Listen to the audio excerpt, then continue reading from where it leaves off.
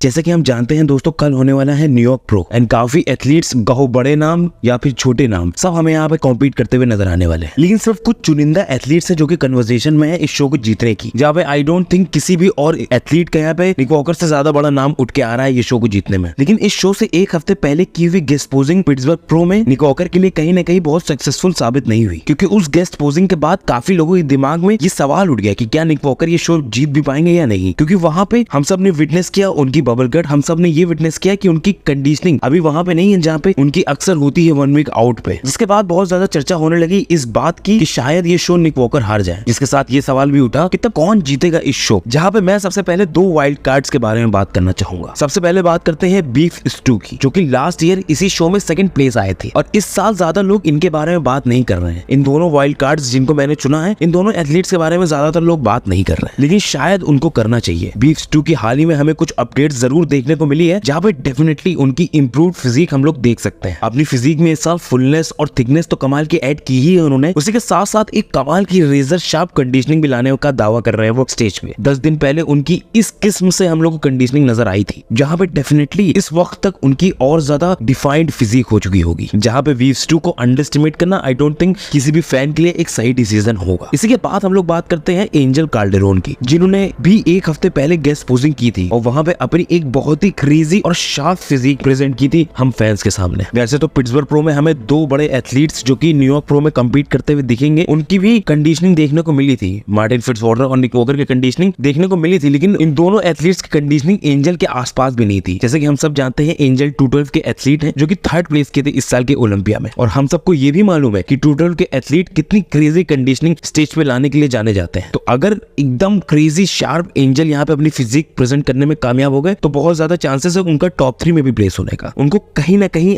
अगर कोई चीज रोक सकती है तो उनका शेप, उनका स्ट्रक्चर, उनकी फिजिक की फ्रीकीनेस रोक सकती है। वहीं दूसरी तरफ जब और ज्यादा प्लीजिंग और ज्यादा शेपली फिजिक्स जजेस को नजर आएंगे तो शायद जजेस उसकी तरफ ज्यादा लीन करें। लेकिन एंजल डेफिनेटली इस शो में एक बहुत बड़े वाइल्ड कार्ड और सरप्राइज भी हो सकते हैं। इसके बाद एक और एथलीट के बारे में बात करते हैं जो कि काफी लोगों की कन्वर्सेशन में नहीं आ पा रहा है इस साल ये शो जीतने की, जो कि लास्ट ईयर ये शो को आराम से जीता था, मेनली बिकॉज इस शो का लास्ट ईयर कॉम्पिटिशन उतना हाई नहीं था जितना इस साल है। टोनियो बर्टन दोस्तों, डेफिनेटली हम लोग जब से टोनियो बर्टन को टूटर से निकलते हुए देखे हैं तब से वो अपनी फिजिक में ग्रेजुअली इंप्रूवमेंट करते हुए हम लोग को नजर आए हैं। मॉडर्न डे डेक्स्टर जैक्सन नाम से जाने जाने वाले टोनियो कमाल की इंप्रूवमेंट, कमाल की मास अपनी फ्रेम पे ऐड करते हुए आ रहे हैं। एक फिजिक का बहुत ही खूबसूरत शेप प्रेजेंट करने के साथ साथ बहुत ही फाइन लाइंस भी प्रेजेंट करते हैं अपनी फिजिक में। वहीं जहां पहले उनके लिए बहुत बड़ा क्रिटिसिज्म उनकी साइज रहती थी, आज के दिन वो उतनी बड़ी एक इशू नहीं होता हुआ नजर आ रहा है, क्योंकि अच्छा खासा year by year, month by month अपनी फिजिक में उन्होंने मास, अपनी फिजिक में उन्होंने इंप्रूवमेंट ऐड की है। वहीं हाल ही की उनकी कुछ अपडेट्स देखें तो उन्होंने हमें डिसअपॉइंट करने वाली कोई भी चीज नहीं डाली है, लेकिन उनकी अपडेट्स में ये देख के हम लोग डेफिनेटली बोल सकते हैं कि एक्सट्रीमली फ्लैट यहाँ उनकी फिजिक नजर आ रही है। और काफी आगे आने वाले एथलीट्स जिनके बारे में हम बात करेंगे, उनकी रिसेंट की अपडेट्स में उनकी फिजिक काफी हद तक फ्लैट ही नजर आई है। वहीं टोनियो भी इस केस का एक शिकार है, जो कि शायद इस वक्त अपनी कार्बिंग अप, अपनी लोडिंग कर रहे होंगे। जिसके बाद देखना यही होगा कि कल हम लोग को किस टाइप की फिजिक अपनी प्रेजेंट करने में कामयाब होंगे टोनियो, जहां उनके लिए एक्साइटमेंट तो डेफिनेटली इन दी एयर है ही, लेकिन ये देखना और ज्यादा इंटरेस्टिंग होगा कि क्या वो एक्चुअली में अपनी टाइटल रिटेन कर पाएंगे कि नहीं। इसके बाद वो एथलीट आते हैं जिन्होंने हाल ही में डिट्रॉइट प्रो जीत के काफी लोगों को अपनी इंप्रूवमेंट से शॉक किया था। काफी लोग जहां उनको उतना बड़ा प्लेयर नहीं मान रहे थे इस स्पोर्ट में, उन सबको रॉन्ग प्रूफ करते हुए एक काफी हाइप्ड एथलीट को मात दी थी। हाल ही में मार्टिन ने कुछ वीडियोस अपनी पोस्ट की हैं, जहां पे हम लोग क्लियरली देख सकते हैं कि बेव्स जिम, जो कि न्यूयॉर्क प्रो शो का होस्ट होता है, जिसको ओन करते हैं IFBB के हेड जज स्टीव वाइनबर्गर, और इस जिम में काफी एथलीट्स आते हैं पोजिंग करने और पोजिंग की टिप्स लेने, क्या चीज वो बेहतर कर सकते हैं अपनी फिजिक की टिप्स लेने डायरेक्टली हेड जज से। और वैसे ही कुछ करते हुए हम लोग को मार्टिन फिट्जवाटर भी नजर आए हैं। डेफिनेटली स्टीव और मार्टिन के बीच में ये बातें हुई होंगी कि किस तरीके से मार्टिन एक्चुअली में बीट कर सकते हैं निक वॉकर को, जहां पे काफी अच्छी टिप्स और ट्विक्स बताए होंगे स्टीव वाइनबर्गर ने मार्टिन फिट्जवाटर के लिए। जिसके बाद डेफिनेटली एक स्ट्रेटजी प्लान की ही होगी मार्टिन फिट्जवाटर ने कि किस तरीके से वो एक्चुअली में एक हैवीवेट, एक बेहीमत को टेक डाउन कर सकते हैं बॉडी बिल्डिंग के। क्योंकि दोस्तों ये बात तो क्लियर है कि उनके पास इतनी ज्यादा मास नहीं है कि वो निक वॉकर को डिफीट कर पाएंगे, जहां पे मास के अलावा अपने और दूसरे स्ट्रॉन्ग पॉइंट पे उनको इस शो में खेलना पड़ेगा, जहां पे देखना यही मजेदार होगा कि एक्चुअली में वो कुछ ऐसा करके इस शो में बाजी मार सकते हैं कि नहीं, या फिर उनको रोकेंगे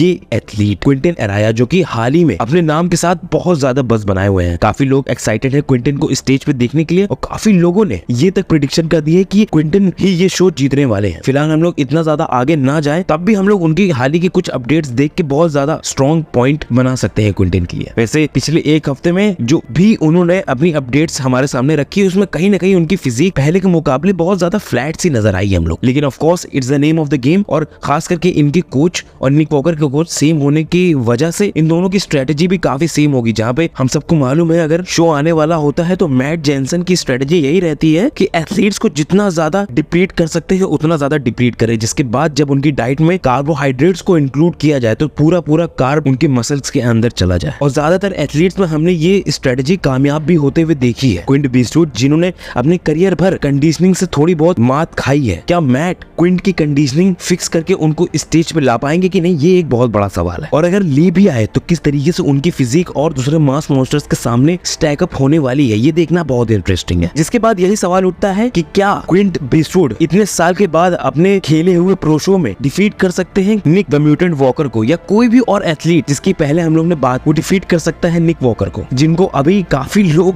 ब्रिक वॉकर बुला रहे हैं, जिनके खिलाफ काफी ज्यादा इस टाइम आर्गुमेंट्स हैं, जिनको काफी लोग इस टाइम अगेन फिर से अंडरएस्टिमेट कर रहे हैं। लेकिन दोस्तों मैं ये अपने दिल से गारंटी के साथ कह सकता हूँ कि निक वॉकर स्टेज पे 2000% ऑन आने वाले हैं। हम लोग को जरा सी भी निक वॉकर की गट देखने को नहीं मिलने वाली स्टेज पे, तो इस बात की तो आप लोग बिल्कुल भी चिंता मत करिए। हाँ, बात रही उनकी कंडीशनिंग की, तो डेफिनेटली पिट्सबर्ग प्रो में 1 वीक आउट के हिसाब से वैसी कंडीशनिंग उन्होंने नहीं प्रेजेंट की थी। लेकिन कल ही अपने इंस्टाग्राम पे निक वॉकर ने ये भी बताया है कि वो इस एक हफ्ते के बीच 10 पाउंड ऑफ वेट लॉस कर चुके हैं। और डेफिनेटली दोस्तों ये वेट वाटर वेट ही होगा, चाहे ये वेट आया हो मील के कंजप्शन की वजह से, ब्लोटिंग की वजह से, चाहे ट्रैवल की वजह से आया हो, लेकिन वो वाटर वेट ही था जो हम लोग को स्टेज पर नजर आया था, जिसकी वजह से हम लोग को कहीं ना कहीं अनएस्थेटिक सी वाइब आ रही थी उनकी फिजिक से। और अब जब वो वाटर वेट, अब जब वो ब्लरीनेस उनकी फिजिक से गायब हो चुकी है, तब हम सब जानते हैं कि किस लेवल की फिजिक दिखाने के काबिल है निक वॉकर, कितना ज्यादा dangerous and deadly set of muscles present कर सकते हैं स्टेज पर निक वॉकर। लेकिन बड़ा सवाल ये है कि प्रीवियसली मेंशन एथलीट्स में क्या इतना दम है कि वो निक वॉकर को पुश कर सकते हैं कि नहीं, पिछले मेंशन एथलीट्स में क्या इतना दम है कि वो निक वॉकर को डिफीट कर सकते हैं कि नहीं। हम लोग को ये सब कुछ पता चलेगा कुछ ही घंटों में। इसी के साथ अगर आप लोग को वीडियो अच्छी लगी हो तो प्लीज इस वीडियो को लाइक कर दीजिए, जिससे यूट्यूब इस वीडियो को और लोगों को रिकमेंड करे। सब्सक्राइब कर दीजिए काफजिला हिंदी चैनल को, बेल आइकन दबा दीजिए। चलिए आपसे अगली वीडियो मिलते हैं, तब तक के लिए बाय।